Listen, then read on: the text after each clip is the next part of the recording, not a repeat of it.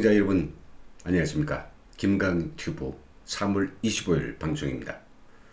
오늘 시간에는 북한 김여정을 지키는 제2호위국 신설, 북한에서 무슨 일이 벌어지는가 라는 주제로 내부 실상을 전달해 드리겠습니다. 북한 고위 소식통에 따르면 지난달에 북한은 김여정을 전담으로 호위하는 제2호위국을 따로 신설했다는 이런 소식을 알려왔습니다. 북한의 호위 총국은 이 남한 청와대의 경호실과 같은 기능을 수행하는데요. 다시 말해서 김정은과 백두 혈통들의 신변 경호를 직접 담당하는 그런 특수 경호부대입니다. 아마 우리 대한민국에서는 경찰이 위주가 돼서 청와대의 경호를 만다면 북한은 군도 아니고 경찰도 아니고 보위부도 아닌 당의 특별한 이런 군사 조직인 호위총국이 맡고 있는 것입니다. 이 호위총국이 만들어진 그 역사를 좀 거슬러 올라가 보면요. 김일성 시기에 만들어졌는데요. 당시 루마니아 독재자인 차우세스크의 친솔 경호 부대가 굉장히 경호에서 맹위를 떨치고 있다는 이런 소식을 듣고 김일성은 굉장히 부러워했죠. 나중에 이걸 본따서 호위총국이 만들어집니다. 그 후에 김정일, 김일성으로부터 권력을 넘겨받으면서 호위국이 결국 두 개로 나뉘어지게 됩니다.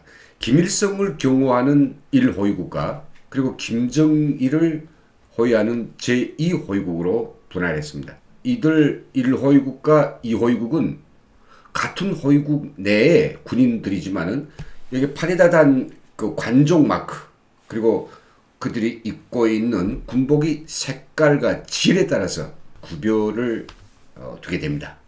어떤 김일성이 죽은 1994년까지만 해도 1호위국과 2호국이 두 개로 있다가 김일성이 죽은 1994년 이후에는 하나로 통폐합돼 가지고 다시 호위총국으로서 통합 존속하게 됩니다. 2011년에 김정일이 사망하고 김정은으로 권력이 세습되면서 호위총국이 호위하는 대상도 달라졌지만 다만 이 경호해야 될 대상은 김정은 1인으로 설정되었기 때문에 호위총국도 여러 개가 필요 없고 그냥 하나로 존속되었고 바로 이 호위총국이 김정은도 김여정도 김정철도 즉 백두 혈통들에 대한 모두의 경호를 실시해 왔던 것입니다. 그러던 북한이 호위총국이 지난달에 1994년 체제로 회귀돼 가지고 이렇게 두 개의 호위국으로 갈라졌다라고 하는 것, 이거는 아주 특별한 사변이라고 볼 수 있습니다. 호위총국 산하의 제1호위국은 김정은이 호위를 담당하고 제2호위국은 김여정에 대한 특별 경호를 담당하는 시스템이라고 합니다. 물론 이 호위국을 새로 내오지 않는다고 해가지고 김여정이 경호가 더 등한히 한다든가 호위국을 내왔다고 해서 더 잘하든가 이런 차이는 크게 없습니다만은 이거는 정치적 의미가 뭐냐, 결국은 김여정의 호를 전담하는 제2호위총국이 새로 나왔다는 것은 김일성 공동정권 시기에 호위국이 두 개로 갈라졌듯이 북한에서도 바로 최고 지도부가 1인자와 2인자로 확실하게 구별되어 가고 있다는 것을 말해주고 있는 것입니다. 그렇다면 왜 지금에 와서 김여정을 위한 특별 호위 부대를 따로 만들어야 했을까요? 여기에는 어떤 의도가 있으며 우리는 이런 북한이 현실에서 어떠한 사실을 인지해야 하겠습니까?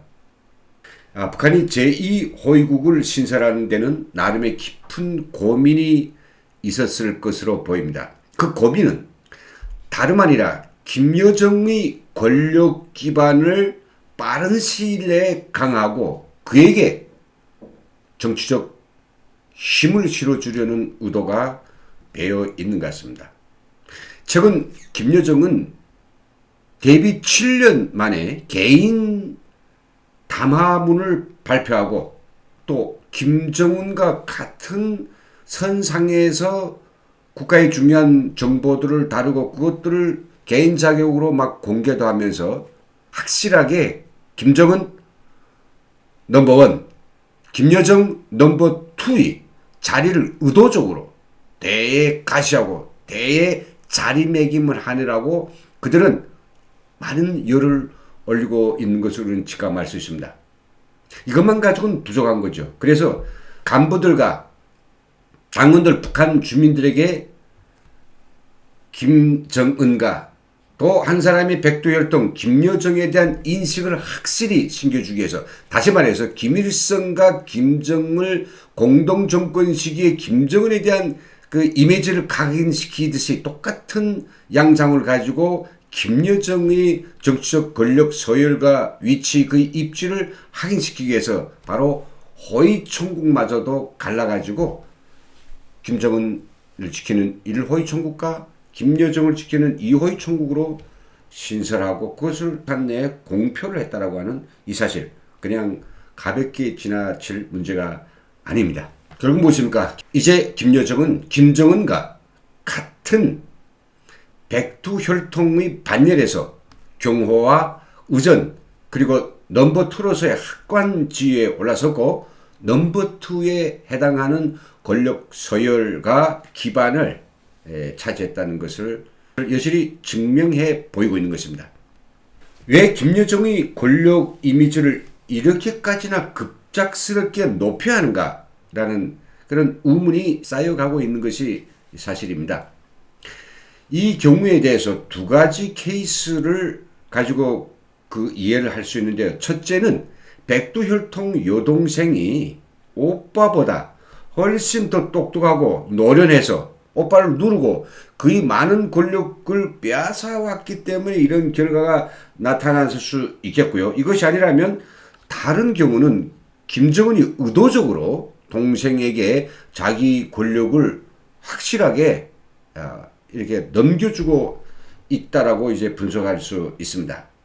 아니면 또 넘겨주는 척하는 이미지를 나타낼 수도 있겠고요. 어떤 경우든지 분명한 것은 북한이 권력 구도에서 큰 변화가 생긴다는 사실입니다.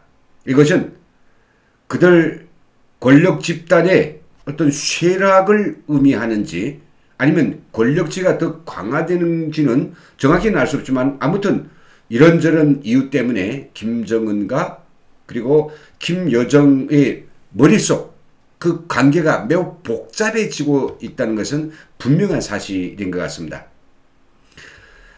저는 개인적으로 바로 그 이유가 김정은의 유고와 관련되어 있다고 확실하게 지적하고 싶습니다. 북한이 고위 소식통도 이에 대해서 수차례 저희들한테 메시지를 알렸고요. 평양의 고위 간부들 속에서는 김정은이 건강에 심각한 문제가 발생했다고 알만한 사람들은 다 알고 있다고 합니다. 만일 김정은이 서방에 의해서 참수되든 아니면 불치의 질환 때문에 갑작스러운 유고가 생기면 이번에는 김정은이 아들이라는 이유 하나 때문에 자동적으로 국가의 권력을 땡전 한 푼 들이지 않고 그대로 훔쳐 가지던 이런 전철을 그대로 밟을 수는 없을 것입니다. 명분도 명분이겠지만 북한 주민들 이제는 더 이상 3대 세습, 3.5대 세습, 4대 세습 이런 따위들은 더 이상 받아들이려고 하지 않을 것입니다. 거기다가 여성이다 보니 가부장적인 북한 사회에서 김여정이 지금부터 준비하지 않으면 김정은이 급작스러운 유고 시에 일약의 북한의 최고 간부들을 무릎을 꿇리고 단숨에 충성맹세를 받아내며 권력을 자신이 손에 단박에 거머쥐는 이런 일을 해낼 수 없을 것입니다.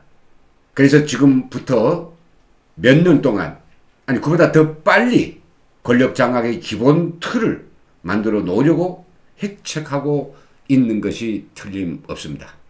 김정은 족속들이 끝끝내 북한이 권력을 사익화하고 오빠에 의해서 여동생에 또 다시 권력의 승계를 해준다면 결국은 천년만년 김씨 왕조의 명맥을 이어가려고 모든 발악을 다하는 조건에서 전체 남북한 주민들은 더 이상 지속될 수 없는 김씨 왕조의 80년에 근접하는 이 독재체제를 뿌리채 드러내고 자유평화통일을 이룩하기 위해서 모든 사력을 다해야 될 그런 필요성이 대두되고 있습니다. 무엇보다도 북한에서 벌어지고 있는 김정은 권력체계의 변화들과 이상에 대해서 예리하게 주시하며 자유통일에 유리한 이런 환경과 상황들이 조성되었을 때 그것을 제때 포착하고 공세를 가해서 자유통일이 역사적인 소원을 실현하는 것이 가장 중요하다고 생각됩니다. 탈북민들은 통일이 선구자로서의 자질과 능력을 더 갖추고 김정은 정권이 아킬레스건인 거짓말 공화국의 뿌리를 파헤치기 위한 그래서 세상의 진실과 인간적인 풍요와 삶의 실상을 북한 주민이 더 잘 알도록 적극적인 정보 공작을 진행하는 것이 또한 중요한 과제라고 생각됩니다. 바로 그 길에서 어제 중앙선관위로부터 공식적인 공당 등록을 마친 남북통일당의 역할이 그 어느 때보다도 높아져야 될 그런 중요한 시기임을 감안하면서 저희 탈북민들은 북한과 김정은이 일거수일투족을 예리하게 살피고 있습니다. 여러분, 여기서 북한 고위 소식통의 전원을 통해서 김여정에 대한 특별 호위국이 만들어진 소식을 전해드렸습니다. 오늘 시간도 함께해 주신 전국의 그리고 해외 여러 시청자님들 대단히 감사합니다. 좋아요 그리고 구독 꾹 눌러주시고 격려와 댓글도 많이 부탁드리겠습니다.